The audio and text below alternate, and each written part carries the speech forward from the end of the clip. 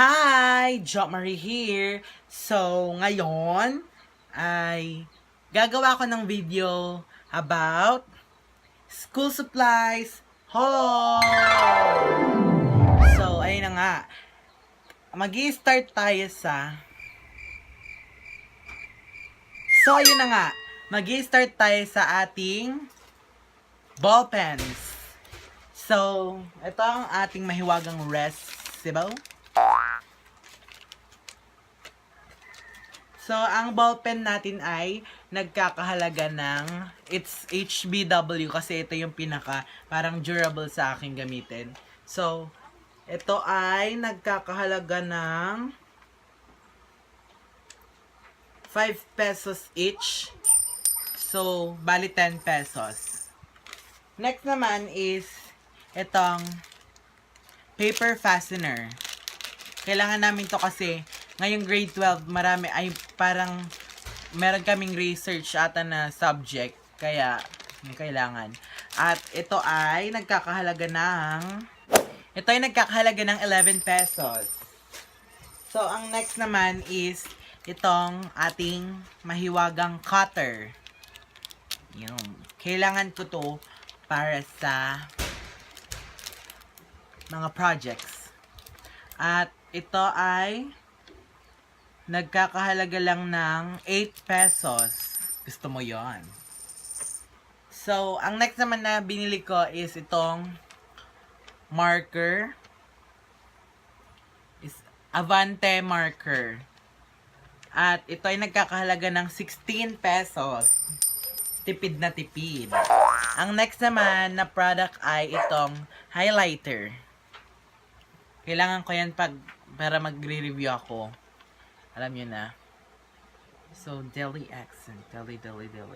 It's 24 pesos and 75 cents. So, ayan. Ang next na kailangan ko naman ay ang binder notebook na ito. So, ayan. Binder notebook siya.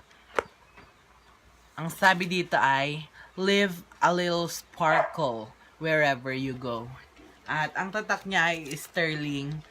At ito ay nagkakahalaga ng 185 pesos. So, isa lang yung binili ko para kasi andito na lahat yung ano namin.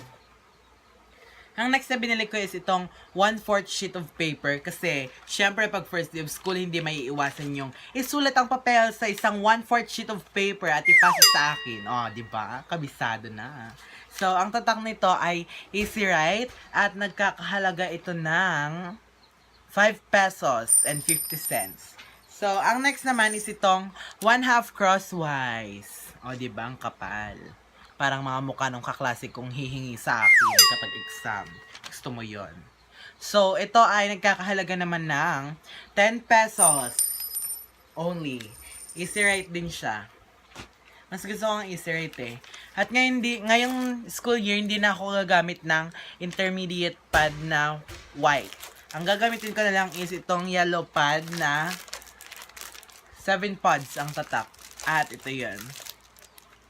At ito ay nagkakahalaga lamang ng 16 pesos. So, ayan na. Ito na ang last natin. Ang binili ko ay itong clear folder, parang folder, or case. Lalagyan ng mga files na ipapasa namin para in case na umulan, waterproof siya. Tapos, next is itong aking bag. Nabili ko to sa Divisoria for only 150 pesos. String bag na siya. At saka meron siyang ganito, sabitan. Kaya kung tinatamad na kayo ilagay sa likod nyo, pwede nyo siya sabit.